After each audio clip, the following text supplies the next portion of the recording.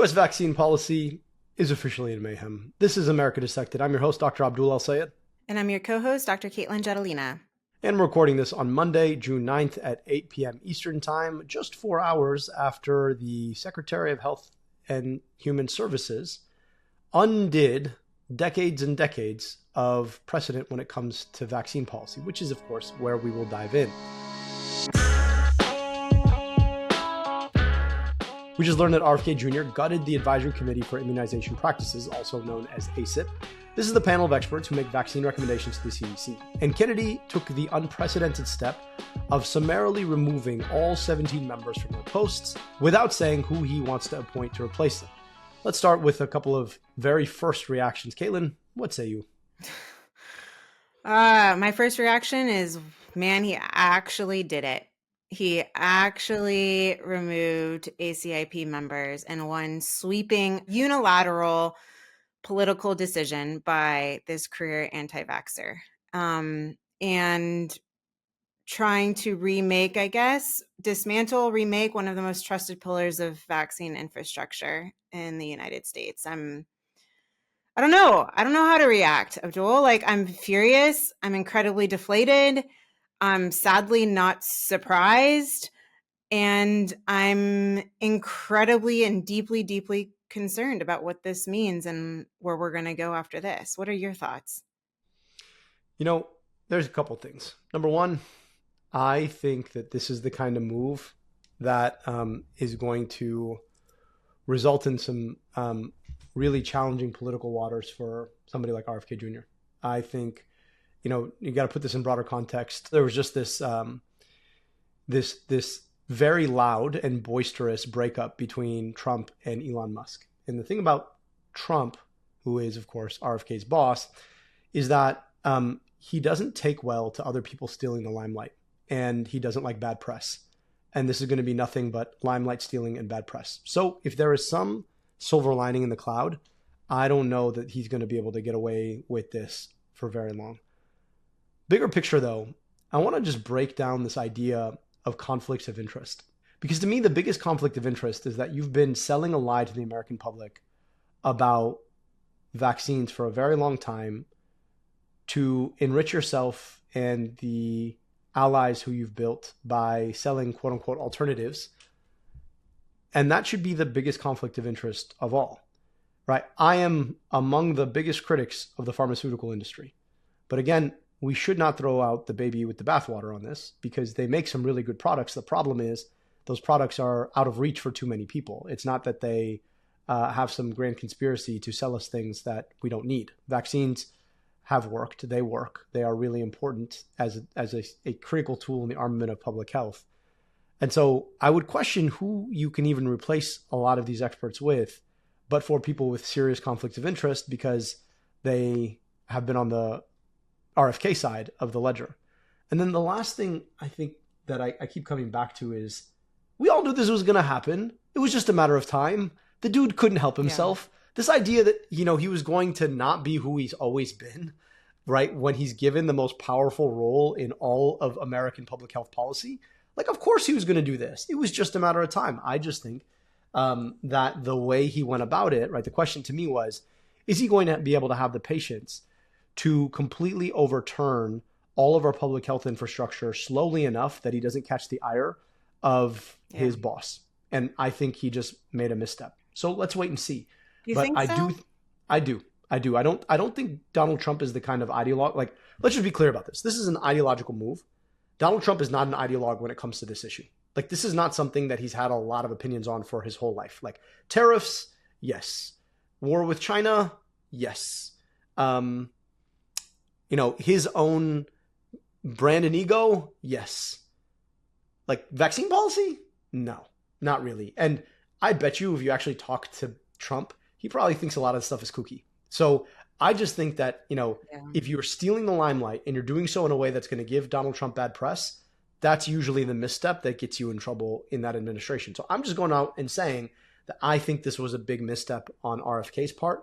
And I hope it was, right? Because what he's just done is undone years and years and years of precedent in a system that has worked really well to prevent vaccine preventable diseases in our society, and the proof's in the pudding. Like, you and I didn't get polio, right? You and I didn't get measles. You and I didn't get mumps or rubella.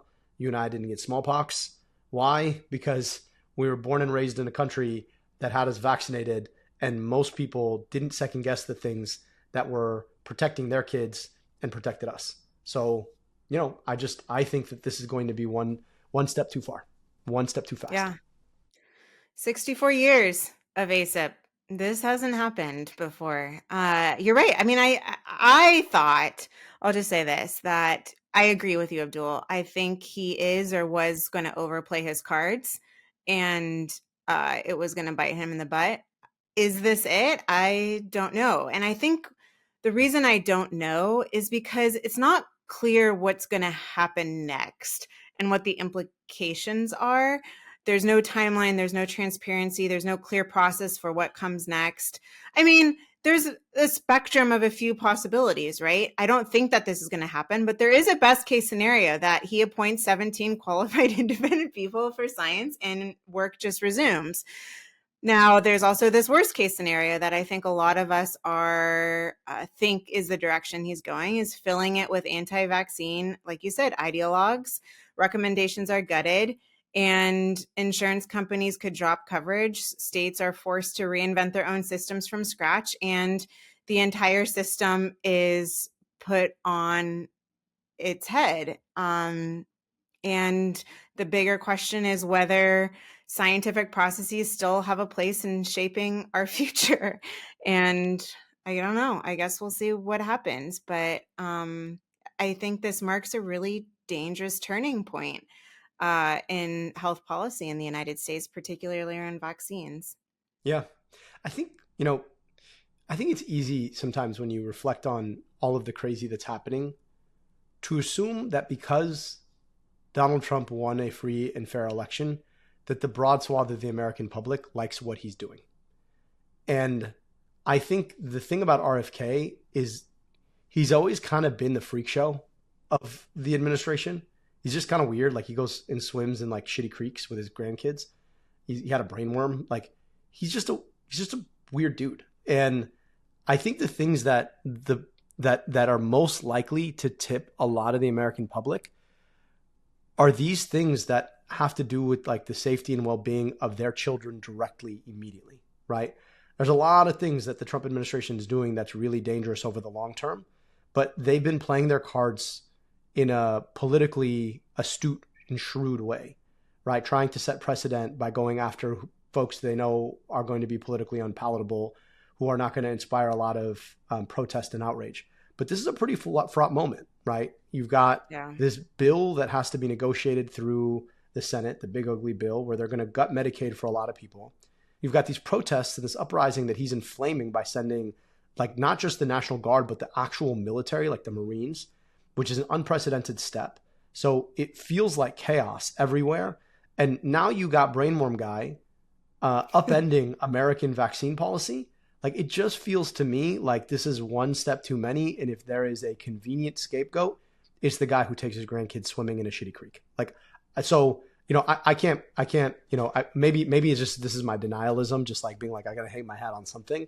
But I think it's important to remember that like the broad swath of the American public doesn't agree with RFK on vaccines. And so far he's been able to shake the undercurrent of trust for people who were already on the edge. But the administration didn't directly limit access to vaccines, which most people want. And I think this is the moment where they're like, wait a second, like this feels like one step too far. So we will wait and see, but I think you're right. Look, if he's able to persist in this is going to upend a whole lot of infrastructure. It's not just, firing 17 people who didn't actually have a paying job in the first place. Like, all these people do this as volunteers. But it is also fundamentally upending a lot of the infrastructure on which vaccine access is built. Billing decisions get made, access decisions get made, and it would be a catastrophe, which is exactly why I think he overplayed his cards. Oh gosh, I hope you're right. I hope you're right, Abdul. Me too. I don't know. We'll see. We'll see how this plays out.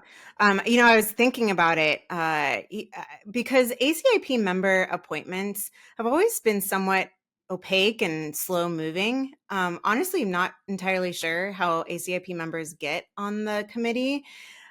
And yes, previous administrations have chosen members. I know that a common talking point is Biden picked 8 members for the current 17-member ACIP.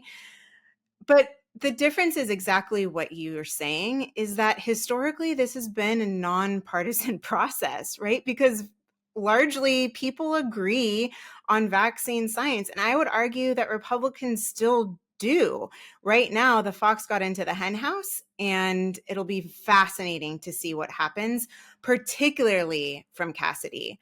I think a lot of this lands on him. He is responsible for a lot of this confusion, and what his next move is and how the help committee gets involved will be very important to see unfold in the next couple of days. And don't forget, they need every vote in the Senate that they can for the big ugly bill.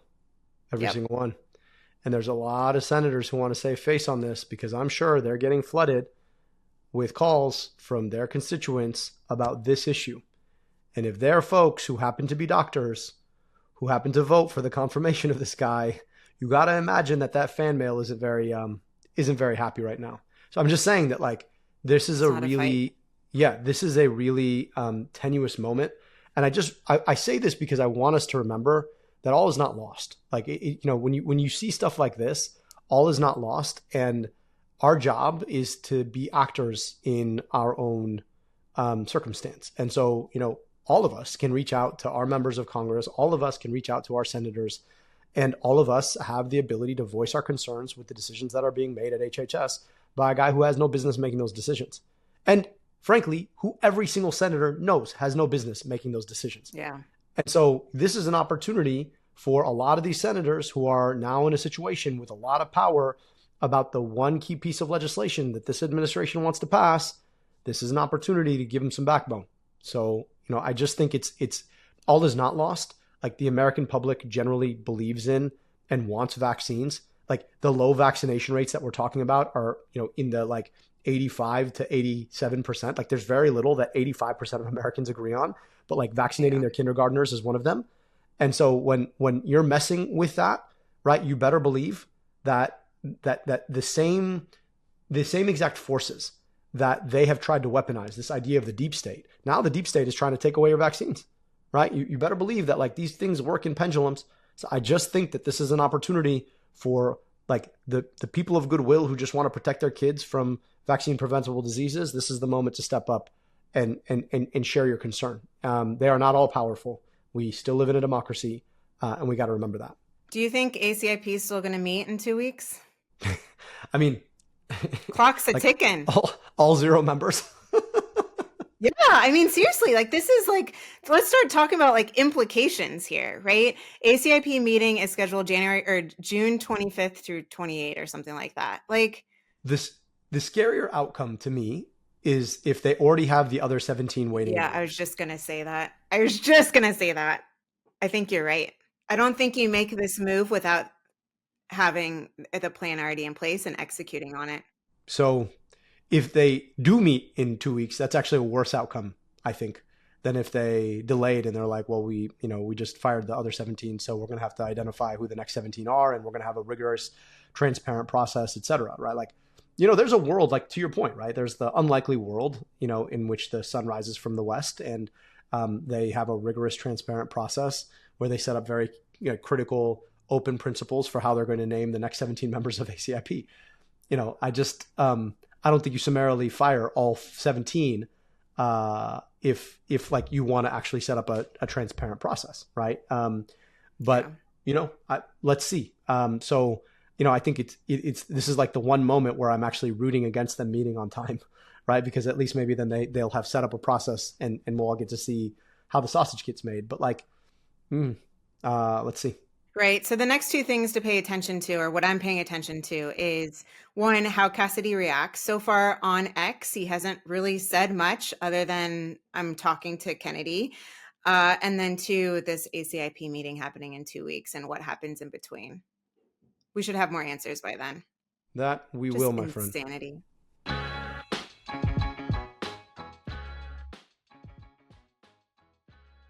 America Dissected is brought to you by the de Beaumont Foundation. For 25 years, the de Beaumont Foundation has worked to create practical solutions that improve the health of communities across the country. The foundation advances policy, builds partnerships, and strengthens systems to give everyone the opportunity to achieve their best possible health. To learn more, visit debeaumont.org.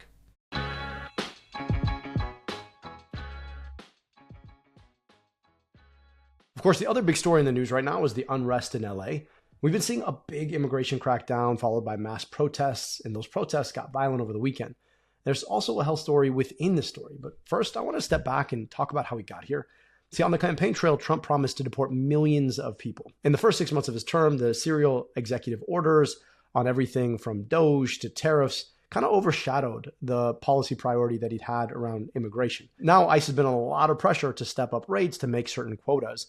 And so we've seen a lot more raids across the country, not just in LA, but frankly, all over the country in places that had been previously prohibited, in places like hospitals and churches and schools. And in response, you've seen mass protests. And never one not to up the ante, Donald Trump took it way further this weekend by deploying 2,000 National Guard troops and now following up with 700 Marines, like actual soldiers. So there's an important piece of context I want you all to understand about exactly how immigration under the Trump administration has changed. See, under the Obama administration, ICE was primarily stationed in jails and courthouses. Their goal was to enforce against immigrants who'd been charged with criminal offenses, things like theft or drunk driving. Under Trump's policy, though, they reframed the definition of criminal to mean that the primary crime, quote unquote, is simply crossing the border in the first place, which is a much broader definition, opening up a whole lot more people to this kind of very aggressive deportation enforcement. And that's why we're seeing ICE agents literally going anywhere and everywhere in order to enforce. So immigrants are afraid to go to hospitals where they're gravely ill. So Katelyn, before we get into the data on this, I know that this has affected your community directly. Do you want to share your story? Yeah, so it has. It's not only impacting my community, it's impacting my little household. So Abdul, when I put my girls to sleep, I ask them, what made you sad today or happy or excited? And my daughter came home from school a month or two, I think it's been a month now. And she's like, Mom, my friend is really sad today. He couldn't stop crying. I was like, oh, I'm so sorry. Like, what was he so sad about? And she said that, his parents had to go back to Mexico, and he doesn't know when he's going to see them again. And I, dug a little further. I was like, is it vacation or, what is it? And she's like, no, she said that they're not coming back. He has to live with his grandma now, and he doesn't know when he's going to see them again. And so, as a mom, like I didn't know what to say. I, said that's really sad, but it's also this reality that not only individuals are facing. I couldn't imagine what he's going through or his parents are going through, never to see my child again. I literally could not imagine that. But there's concentric circles to the community level impact these have on other students, on other parents, on feeling safe in a community, on a lot of uncertainty. And this fear alone can lead a lot of people astray. And we see that over and over and over again in this data, that there's not only this direct health impact of trauma, but fear alone can lead communities to avoid seeking healthcare, not calling 911 during emergencies, delaying treatment, as well as having mental health impacts. We saw that, for example, in 2023, Florida passed this law to require hospitals to ask for immigration status. And 66% of non-citizens reported increased hesitation to go to the hospital. That's compared to just 27% of citizens. Another law passed in Alabama and visits to county public health clinics among Latino adults decreased by 25%. And like I said, there's a really deep mental health impacts. There was this really interesting study in 2008. There was this raid at an Iowa factory that resulted in the detention of 400 people, and the news spread throughout the state. But what the study found was that the 37 weeks following that raid, there were more Hispanic babies born with low birth weight due to stress in mothers across that community, while birth rates in babies born to white mothers remained stable. And so there's these, like, I view them as these concentric circles, right? The most impact is with the individual, but it goes to families, it goes to communities, and it goes much more broadly. That can impact the health of everyone. And it hit me really personally. And I can only imagine more and more of these stories coming up, and more of these hard discussions people are having with their own children. It's heartbreaking. That study you shared, it mirrors a study that I did back when I was in grad school. It's actually the study that got me into epidemiology and public health, looking at the risk of low birth weight and preterm birth among Arab named moms following 9/11. And we did a statewide analysis trying to replicate a study that was done out of California. And what it demonstrates is that there are macro social, that's a fancy way of saying things that are in the culture, exposures that many of us can take for granted, but when they affect us directly can have severe impacts, not just on a person who's living, but like on the next generation, right? Preterm birth, you think about the consequences. There are correlations between being born preterm and long range outcomes that folks experience in their 30s. So you got to imagine for that little boy, this is a kid now who has been rendered parentless functionally by the people who claim to be fighting for family values, right? So you care a lot about family values, but you don't value families. And all for what, right? To what end? And this is a kid who has been victimized, who is an American. Like there's a reason they're not enforcing on the kid. He's born here, right? This is an American child whose rights they are violating by literally taking away his parents. And this is happening. Like, this is one kid who you happen to know because they're a classmate of your kid. But you've got to wonder, like, how is there a whole generation now of kids who are going to be functionally parentless because of American public policy, because of our taxpayer dollars and our elected government? And so the idea that, that this has a public health impact, like having your parents has a public health impact. And the other point that sometimes I think we tend to focus on and essentialize in these discussions are like what we measure. But like there's a second part of this, which is you're not going to have NIH grants awarded in the next 4 years to study the long range impact of deportations.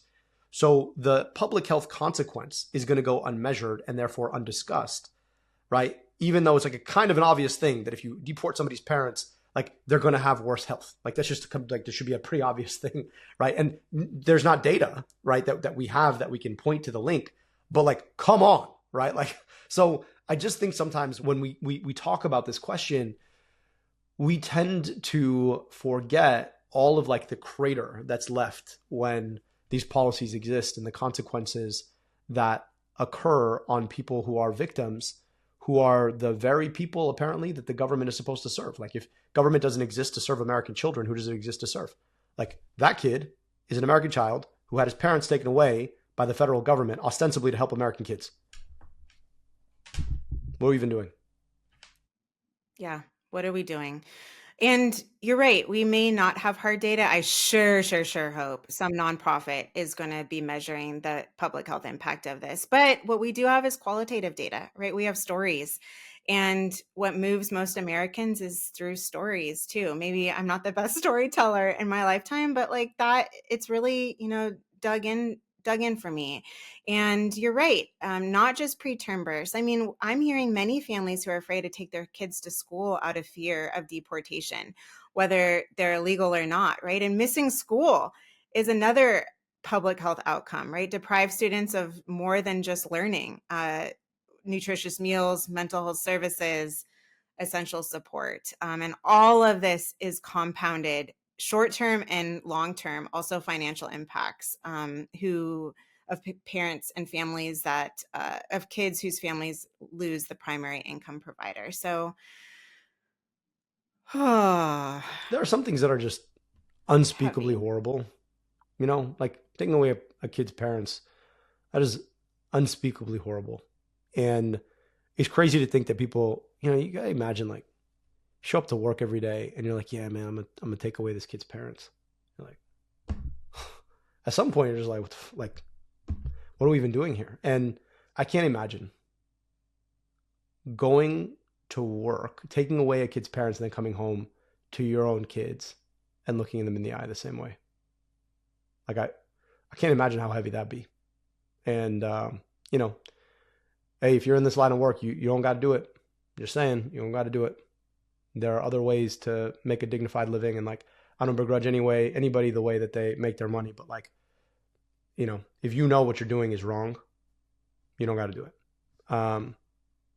But there are federal employees who are standing up. More than 1,000 NIH staffers sent a letter to the director, Jay Bhattacharya, asking him to step up and protect NIH. They're calling their letter the Bethesda Declaration. That's likely a callback to Bhattacharya's infamous Great Barrington Declaration, which he co-wrote in 2020, questioning COVID lockdowns. What's in the letter? Well, it starts by saying, we dissent to administration policies that undermine the NIH mission. Of course, the NIH being the agency in the federal government responsible for foundational biomedical research. Later in the letter, it says, the life and death nature of our work demands that changes be thoughtful and vetted. We are compelled to speak up when our leadership prioritizes political momentum over human safety and faithful stewardship of public resources. It raises a number of concerns, including the politicization of research, the termination of grants, often when research was nearly finished, interrupting global collaboration, undermining independent peer review, firing essential NIH staff, the arbitrary 15% cap on indirect costs, and has been signed by 340 staffers. 92 employees revealed their names. The rest are anonymous. Katelyn, what do you make of this effort, and where do you think this goes from here? You know, Abdul, there was a tweet, a Blue Sky, post, which I thought summarized this really well this morning. And it said, quote, do you have... Sorry. Is it really? Yeah, it's called a skeet. Sad. And it said, quote, do you have any idea how furious you have to make career civil servants to get them to put their names on a letter? That's true. I was like, it is so true. I mean, that is really quite courageous of federal employees to put their names on a letter like that. I mean, you really have to. Rubicon. Seriously. Yeah, no, to your point, like this is after watching a whole bunch of your colleagues get fired, right? Yeah, for less. People are done. Yeah. People are done. People are finding courage. People are speaking to their value systems. I actually find it incredibly refreshing. There's risk to that. I mean, there is professional risk to that. But I think what we're starting to see slowly but surely is that if we don't speak up, especially in a consorted group effort, then things aren't going to change. And I'll be honest, it gave me quite a bit of hope today in a magnetic storm. Yeah. I did, on the upside, get to share a really great conversation with Jaymes Black. They're the CEO of the Trevor Project, and they've been stepping up in response to an effort to cut the 988 suicide hotline, specifically focused on LGBTQIA+ youth, which is, of course, just in keeping with the Trump administration's effort to weaponize government against those folks. And, we talked a lot about both how this cruelty could lead to lost lives, and about, how it just picks up on a lot of the bullying that leads people to the suicide hotline in the first place. And we also noted a point of hope, right? The kind of America that we could build where, regardless of who you are, where you come from, how you love, how you identify, that this is a place where, rather than being forced to explain yourself or to run away, that there's a place where you get to share who you are and to come together. And so I just really appreciated my conversation with Jaymes, and I hope that folks will stick around for it. All right. Well, Katelyn, we're dark next week for Juneteenth, and we'll be back the week after with a lot more insight on what happens. I'm sure plenty to talk about. I'll see you then. See you then.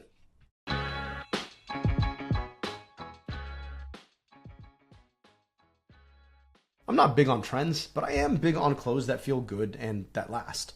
That's why I keep going back to Quince. Their lightweight layers and high-quality staples have become my everyday essentials. Quince has all the things you actually want to wear this summer, like organic cotton silk polos, European linen beach shorts, and comfortable pants that work for everything from backyard hangs to nice dinners. The best part? Everything with Quince is half the cost of similar brands. By working directly with top artisans and cutting out the middleman, Quince gives you luxury pieces without the markups, and Quince only works with factories that use safe, ethical, and responsible manufacturing practices in premium fabrics and finishes. I love a good travel pant, one that you can actually sit in for 5 hours without uncomfortable riding or bunching, but still has that crisp, straight out of the dryer look no matter what. And Quince's travel pants do it flawlessly. 10 out of 10. Highly recommend.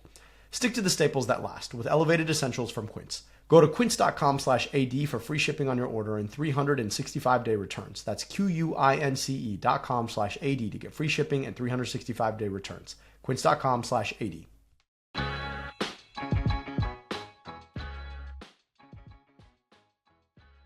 All right. Can you introduce yourself for the tape? My name is Jaymes Black, and I am the Chief Executive Officer of the Trevor Project. I want to jump right in because, I think for a lot of folks, when we talk about something like a suicide or crisis hotline, the way that this works to intervene on the life of someone isn't always clear, and why we would want specifically to make sure that LGBTQ plus folk have access to this.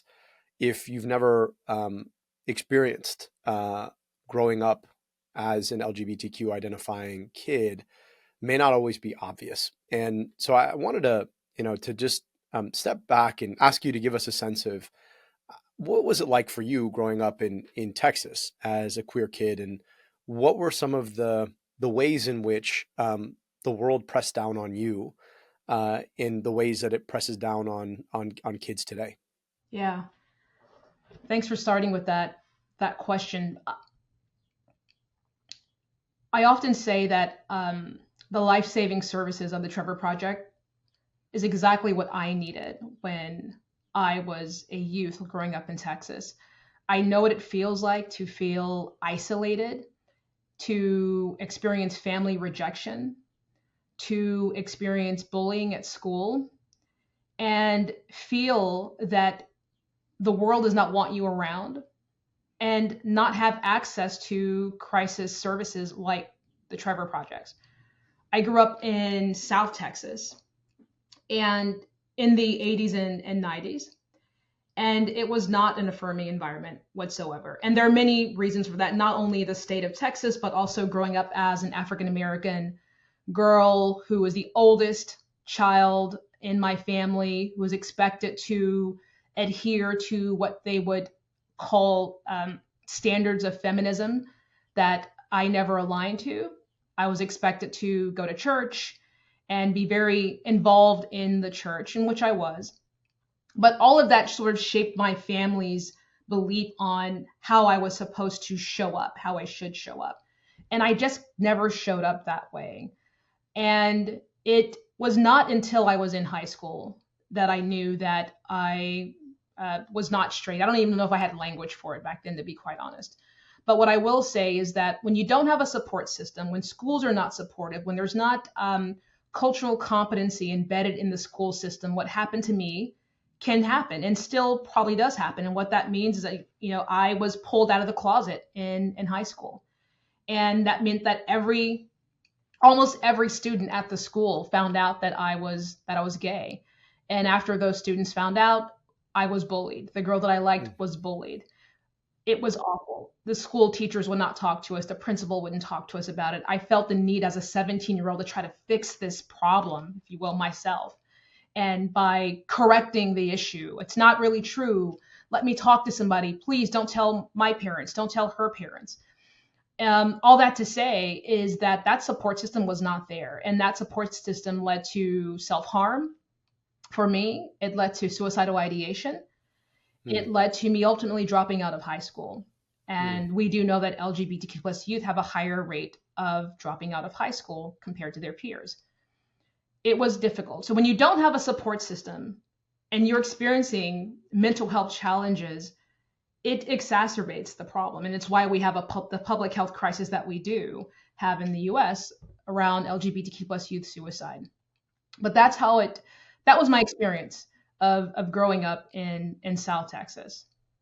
Jaymes, I'm sorry that you went through that, and I really appreciate you sharing that here, because I think that context is really important to understand, because right now, while we're speaking, the U.S. Senate is trying to negotiate a new budget deal, and they're, of course, failing.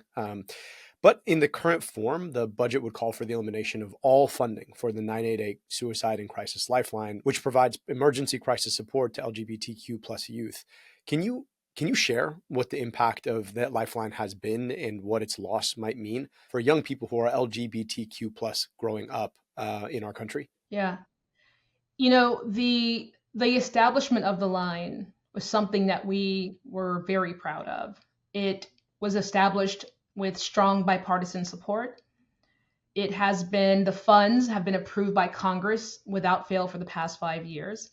And President Trump signed this into law during his first term as part of the National Suicide Designation Hotline Act. And to even fathom that all of that work and the bipartisan work and the unity that went into establishing a line like this that was much needed is now on the chopping block is devastating. Since its inception, the 988 crisis hotline for LGBTQ plus youth have served upwards of 1.3 million LGBTQ plus young people with free specific care to their community within minutes. And the impact of that, of the defunding of this service, means that those 231,000 or so, those are the interactions that Trevor handled, but there were 500,000 interactions in total in 2024. Think about those youth in terms of numbers. And if this is defunded, where will they go? Who will they call? Think about 988 is the nation's crisis hotline. And when you hit press 3, it's for LGBTQ plus youth only. It connects LGBTQ plus youth to a qualified, competent counselor, a counselor that is trained specifically for LGBTQ plus youth competency. That is, they understand family rejection, they understand bullying, they understand the challenges, just much like our veterans, right? We have a specialized line for our veterans, which is also a special number under the 988 infrastructure. And we have a special line for LGBTQ plus youth. And this was an evidence-based, data-backed decision as well as it being bipartisan. And now to remove that is going to be a tragic and significant loss for LGBTQ plus youth across the country who depend on that number year over year and have been. That is a critical lifeline for them. And the other thing that strikes me is that this does not appear to be a cost-cutting measure, because the 988 funding as a whole is remaining the same. The difference is that the funding that funds the LGBTQ plus youth crisis hotline press 3 option, that is what's being defunded. It's, as I said, it's devastating, not only to us at the Trevor Project, but to the thousands and thousands of youth across the country who depend on that critical hotline day after day, year after year. And Jaymes, the thing that strikes me so clearly, just in the parallel of what you shared about your story and this, is that the cruelty is the point. It's like, you're not actually saving any money. It's not like we don't have the money to do this. And you're talking about a lifeline that people call when they're in a state of distress, that is intended to protect them from self-harm in a moment of deep crisis and pain. And you're just cutting it because you're basically making the claim that these people should not exist. And in effect, the government is saying, we actually do not care if you end up hurting yourself, which is of the same kind of bullying of why you need a crisis hotline in the first place. Yeah. Right. And it's about perpetuating that kind of attitude and that kind of logic that, it is a sad moment to watch the government be used this way. It's like the same bullies got a hold of it and are now weaponizing it against members of our community, and all because of their sexual orientation and gender identity. And in a moment, in a time when these actions are being picked up and giving new permission to the very same kind of bullies that exist in high schools and middle schools and colleges and out in local communities. Exactly. And Abdul, this issue of LGBTQ plus youth suicide risk should not be a political one. And we often at the Trevor Project say that suicide prevention is about people, not politics. And it's about risk, the risk factors, not identity. However, our youth are being politicized. Their identities are not political. They are being politicized. And we need to do more as a community, and not just we, but also help from our lawmakers to depoliticize this issue, because that's not what this is about. It is not about politics. They do not deserve to be political footballs. They are people, humans with real families and feelings and experiences. And all these kids want to do, and if I even go back to my own story, is live in peace and have a normal childhood. And I'm sure we can both remember what it's like to be 13, 14, 15, 16 years old. It's already tough to begin with. Our demographic at Trevor's, we serve youth from 13 to 24. And that is a tough time just to be a young person in those ages, right? Then to have this challenge compounded with trying to be a young person, it's difficult and it's hard, and they need a support system. I also think that most people don't understand that every 45 seconds, one LGBTQ plus young person in this country attempts to take their own life. That's the challenge we're trying to solve. We know that there are 1.8 million LGBTQ plus youth in this country who seriously consider suicide every year. This is a huge societal issue. And so we need more resources to end suicide, not less. Yeah. I really appreciate that context, and it is heartbreaking because, I happen to be somebody who trains to deal in the most morbid kind of statistics. And the thing about statistics, as powerful as they can be, they have this way of obscuring the texture of a story, right? The people underneath, the families that are affected. And you think about all of us remember that age, and, however you experienced it, it is not a comfortable time in one's life, as you mentioned. I can't imagine the added burden of having to question how or if I belonged as a function of my gender identity or sexual orientation. That's not something I had to even ponder, which is why I think it's so important for us to be curious about other people's experiences, and to be empathic, and to be willing to read our empathy into public policy, and to stand up when people attempt to make our public policy less empathic and meaner, because this is what this is about. It's about people, which is why we say it's about people, not politics. And I will say, we are an apolitical, nonpartisan organization, and at the same time, I feel this deeply, that it is very hard to be nonpartisan in this moment with everything that we're seeing. But when you talk about the ages of kids, look, I'm an American who is a parent of 10-year-old boys. I see what our youth are dealing with their societal or their social expectations, and how schools are. Wouldn't we want to give them the best chance of not only having the best chance of school experiences and experiences as youth, but also surviving, right? Why would we not all want that as parents, or just as a country? Yeah. We're talking at a time when youth self-harm and youth suicide are high and climbing. And, in so many ways, the amount of input that we get every day as a function of social media and to the internet is so high.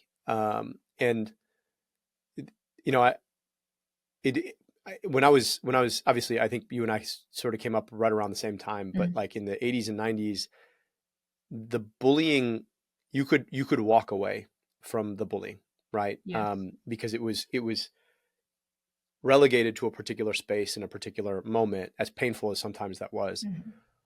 But one of the things I didn't really quite understand until I was talking to a younger cousin was just that it follows you now, right? And social media spaces, just like, one of the consequences of the internet is that we're expected to be at work all the time, right? Somebody should be able to reach you via email at any time of day.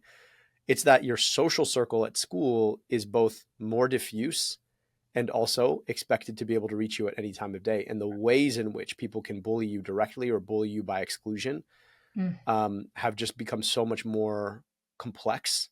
And the number of retreats that you have are so much more limited, because if that social space that can bully you now extends into your own home, right? Even if you are someone who is privileged enough to have a safe, loving home, that does not necessarily mean that that's out of reach from bullies and from a societal attitude that is intended to exclude you or bully you. In this case, as a function of your gender identity or sexual orientation. And, that in part helps to explain just why these rates are so much higher. Now, when you pull away, right, the resources in that time, like we should be rushing more resources out there, given the complexity and challenges that people are facing. And instead we're talking about pulling them away. Yeah. And I keep coming back to this point of like policy to be mean, but it's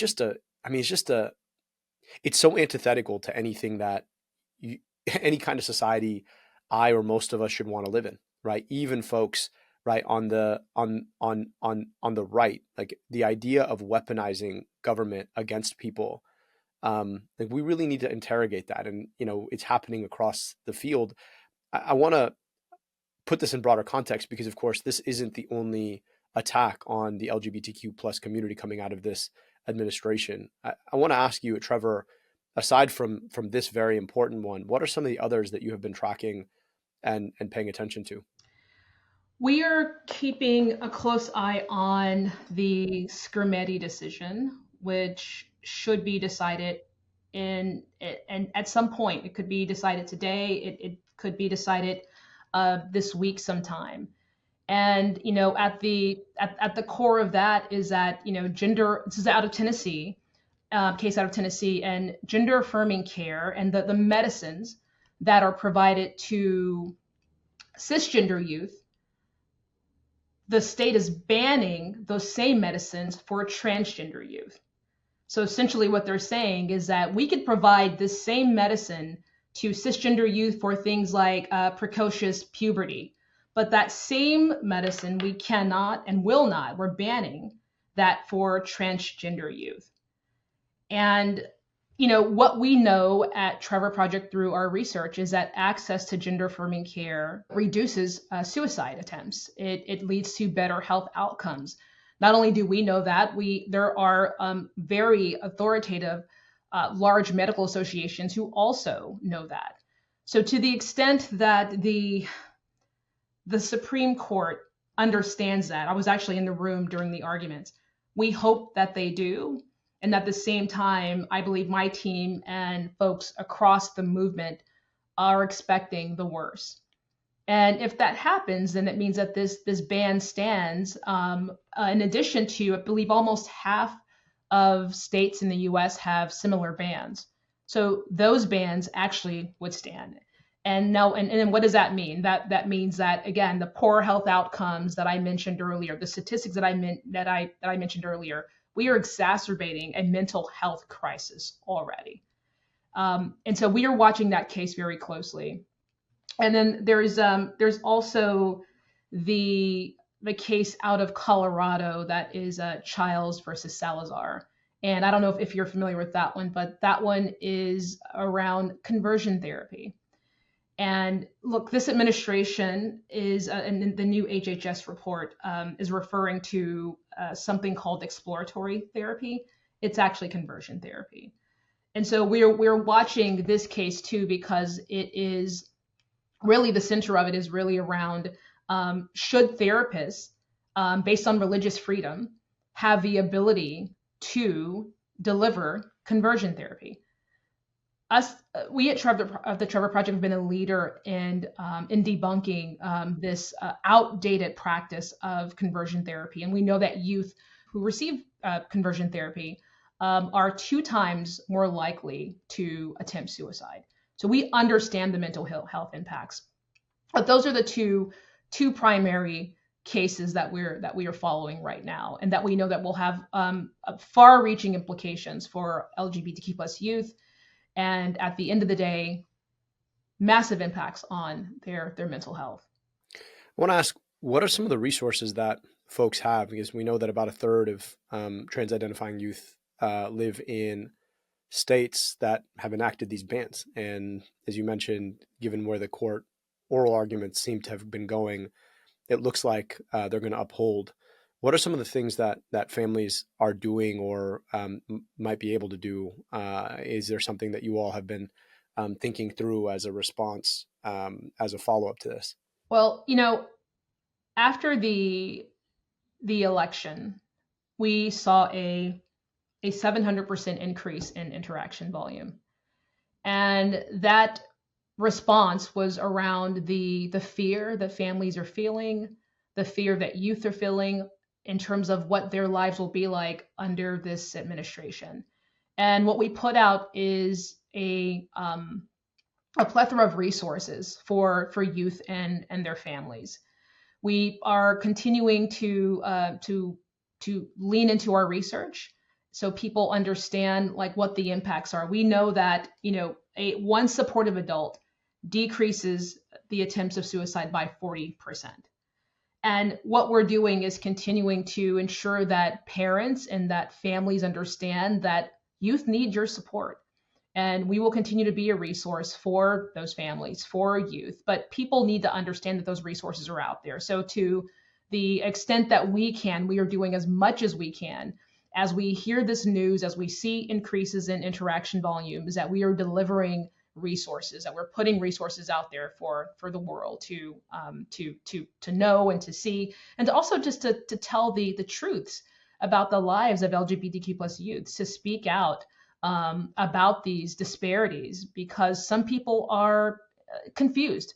I think some parents are confused. I mean, I think we've also seen sometimes where it feels like your parental sort of care that we all feel for kids is kind of weaponized, right?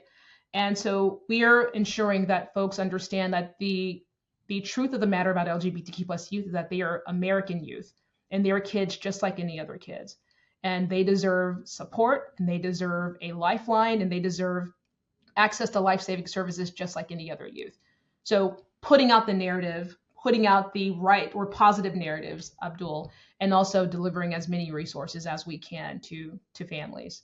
And keeping our lines open, of course, right? Ensuring that they can contact us 24/7. Is there an alternative to 988 that could be funded privately? We have an alternative. So the way that we're structured is that we have what we refer to internally as Trevor Classic. That is the line that we established 27 years ago. And that is an 800 number. It's also text and it's also chat. And then some years ago, we decided, right, working with the government and medical associations, that there was a need for a LGBTQ plus youth funded line under the 988 infrastructure. And that's how the federal funding came to be. So if the federal funding goes away, then those youth would contact the Trevor line, the classic Trevor line. The challenge there is that will lead to long hold times, right? Because that's another, for Trevor, over 200,000 interactions that we were not taking on this other line. This other line also takes about 250,000 interactions per year. So that would effectively increase the interaction volume on the other line. And while that line is there, and if this goes away, we're going to ensure that youth know that we're there. At the same time, we have to determine how we're going to modify that model to serve, over 200,000 more calls, text, and chats that we weren't getting on that line. The other piece of that, Abdul, is that we are doing an emergency lifeline campaign. So if this federal funding does go away, if we are defunded, we're already talking to folks and putting out a message out to our supporters that this is under threat and that we need your help. And so we are already doing some communications and marketing and fundraising around raising money to keep this line open. There's been what's tough is that all of this is happening in a zeitgeist where, of course, you're watching as MAGA is weaponizing against the LGBTQ plus community, trans community in particular, And you've seen this sort of pulling back or attempt to maneuver and capitulate on sort of basic rights questions among even Democrats. I'm always struck by the wisdom of Dr. Martin Luther King, who said, if your coalition isn't uncomfortable, it's not big enough, right? And in some respects, it's like there is a conversation that needs to be had that's broader than a lot of the cultural conversation that I think has been had, which is about the question of how you show up for folks who use rights in different ways. And as a cis straight identifying masculine presenting Arab Muslim man, as I walk in and engage with the broader Arab and Muslim community, in which there's been a lot of effort to try and organize against trans rights, the conversation I often have is like, A, I want you to be more curious. B, I want you to be more empathic. But C, I want you to recognize that the rights you're protecting might actually be your own, right? Even if that's like the lowest denominator from where you can get to, right? But there's a subtext in our time, in our culture, that almost makes us believe that, your coalition, your political engagement has to be around a particular, almost, I want to say like a performance of a particular set of positions, rather than around a broader political empathy about how you show up for people who are being targeted, right? And I've never been bullied based on my gender identity or sexual orientation. And in so many ways, like I was almost able to escape the bullying I did get as a function of my faith identity and my ethnic identity into my gender identity. I played sports, and my whole thing was like, I'm going to be like the jock guy, right? And that's gonna be able to get me some cachet in this community of people who are not like me, right? And I'm going to be able to retreat to that. And I can't even imagine what it would have been like if that wasn't available to me in the same way, right? And but it should, that experience should leave you with a level of empathy of saying, I may not know what it's like to be that person or what it's like to be bullied for that reason, but I know what it's like to be bullied. And I keep coming back to this notion of like, the best you can do is show up authentically as who you are for the kind of society you want to live in, right? And I wanted to hear from you about, how you want folks to show up, because I think there's a sense of like, because we're also busy performing a particular sort of political identity, there's this sort of like erasure of that central empathy of saying, it's actually not about us. It's more about the space we want to live in and the place we want to curate for one another. And you can bring your own experience to that, but you have to be a bit more broad about what you want for all of us, not just people who look like you or pray like you or have the same faith or ethnic identity as you, but like actually the place where anybody, right, can show up as who they are and know that they get to live a dignified life without the worst being done to them by the state or their neighbors or whomever else.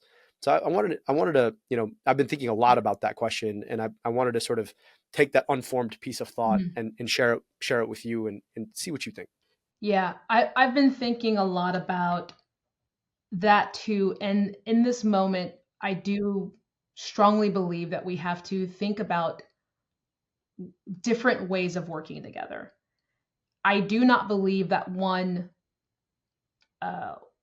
party, one group of folks is going to solve this, right? I don't think that we can do it alone. I don't think it's going to be a one party solution. I think that we have to think about, to your point, what are the ways in which we can actually get down to like the essence of all of this, which is like, this is a human. This is another human that is granted the same God-given rights. If you're religious, right, the God-given rights that I have been as well.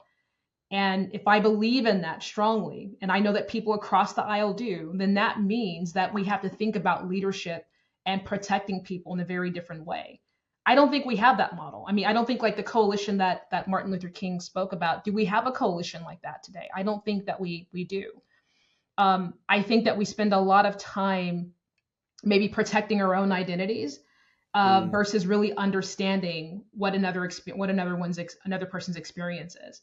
And when I think about LGBTQ plus identities and our youth, you know, we have as a community have gone through, I don't know, 70 plus years of dehumanization. I mean, I don't know if you remember when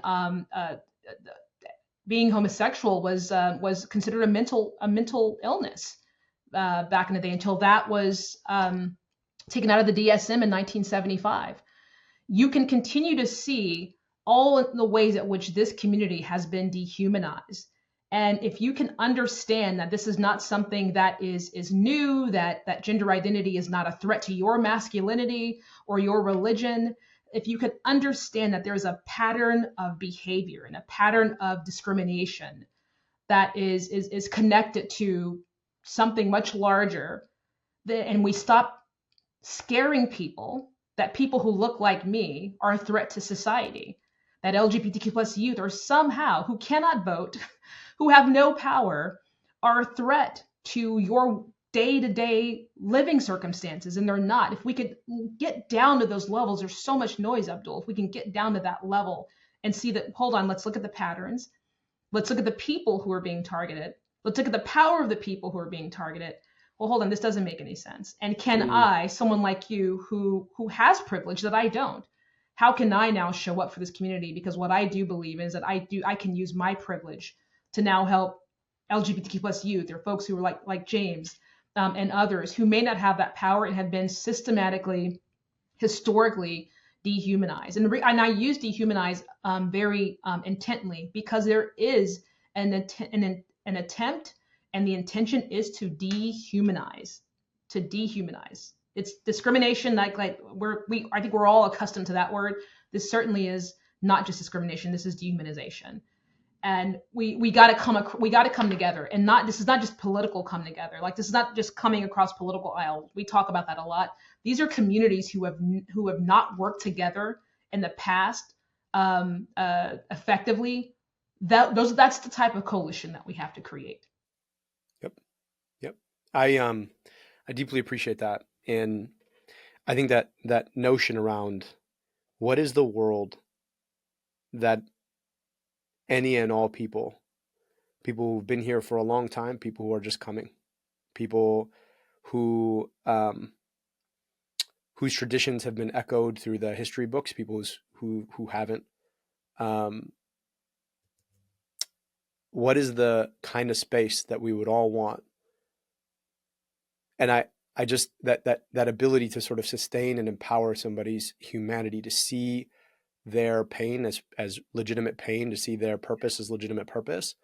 Like, I think that ability to hold that, and to say, I may not know or understand your life, but I also know and understand life, and I think that's the essence of it. And that is the essence of it. Exactly. Yeah. And it is so profoundly frustrating to watch, it's like people who know the experience of being hated hate, it's like there are some people who've never had to walk the world or been in a space where they're an other. It's actually wild, right? Because I think you have a very similar experience to me. Like, I've always been conscious of the ways that I'm different, always, right? And it, navigating that is frankly a fundamental to survival. And then there are parts of me that I take for granted, right? And that I will never ever have to explain, right? But it's because I have parts of me that I do have to explain, that I recognize the discomfort in having to explain everything at all. Right. And there's a difference between having to explain and being able to share. And I think we want to live in a world where we all are able to share, but do not have to explain. Right. And I think if we could build that, right. And that's exactly it. Yeah, I think we would all be a bit better off. I want to just end, it's Pride Month right now, and this is a really, really dangerous and I'm sure very, very scary time for a lot of people out there. someone who's grown up knowing the experiences of so many young people out there, what is your message to kids or their parents right now as we experience this? And what can you say to give folks a little bit of hope? Yeah. I'll say that we'll never stop fighting for you. And, the Trevor Project joined a coalition of about a dozen organizations some months back called the Coalition for LGBTQ+ Youth. And we created this coalition to kind of to your point that you were just making earlier about coalition, we're stronger together. And we want to send a message out to youth. In fact, we wrote a letter to youth, and it said, one of the first few lines said, "Dear LGBTQ+ youth, you deserve the world, and we will never stop fighting for you. And we will use our platforms to elevate the challenges of your life and fight for those challenges to end. But we also want to elevate the joy, because they're only kids. They're beautiful human beings who simply want to live their life in peace." And that's the message that I want to give to parents, because some parents are trying to figure out, do they move from an unsafe state to a safe state? And what is a safe state right now in this day and age, right? Do they go get their gender affirming care in another state and then leave the rest of the family in the state that they are residing in?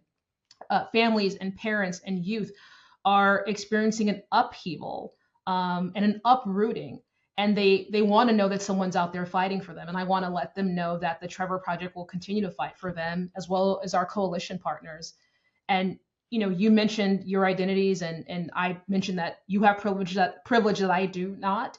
But I also have to recognize that I do have some privilege. And because I can sit in this seat after being bullied as the CEO of this organization, it is my responsibility to ensure that I'm continuing to elevate the voices of LGBTQ+ youth, because I once was them.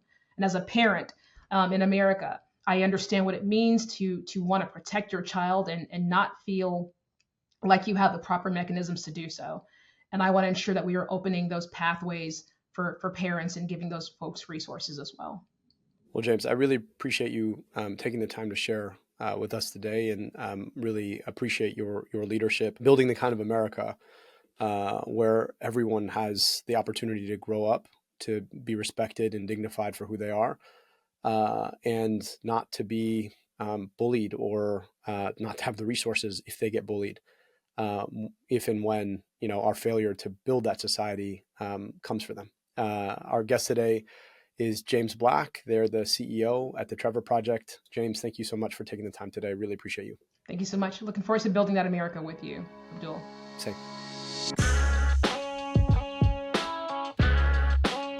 That's it for today. You can find more content on our website, incisionmedia.co. Check out our shop at store.americadissected.com for our new America Dissected merch, including logo shirts, hoodies, and mugs. And don't miss out on our Vaccines Matter, Science Works t-shirts. If you have guest recommendations for the show, send us an email at info@incisionmedia.co. You can follow or subscribe to America Dissected on your favorite podcast platform and on YouTube at America Dissected. You can follow me on Instagram, TikTok, and Twitter at Abdul Al Sayed, that's no dash. And make sure to subscribe to Katelyn's incredible newsletter, Your Local Epidemiologist, which breaks down the latest scientific evidence for over 300,000 followers. Search for Your Local Epidemiologist on Substack. Links to all our sponsors are available in the show notes. I really do hope you'll check them out and show them some love. They make the show possible every week. Finally, on our way out, don't forget to leave us a 5-star review. And if you're watching on YouTube, drop us a like or comment. And word of mouth still goes a long way too. So if you know someone who might like to keep up with everything that's happening in the world of health, let them know. America Dissected is a product of Incision Media. Our co-host is Dr. Katelyn Jetelina. Our producer is Andy Gardner-Bernstein. Video and audio editing by Nadine Melkonian. Our theme song is by Taka Sazawa and Alex Uguera. Sales and marketing by Joel Fowler and Nick Freeman at Big Little Media. Our executive producers are Tara Knight and me, Dr. Abdul Al Sayed, your host. Thanks for listening. This show is for general information and entertainment purposes only. It's not intended to provide specific healthcare or medical advice and should not be construed as providing healthcare or medical advice. Please consult your own physician with any questions related to your own health.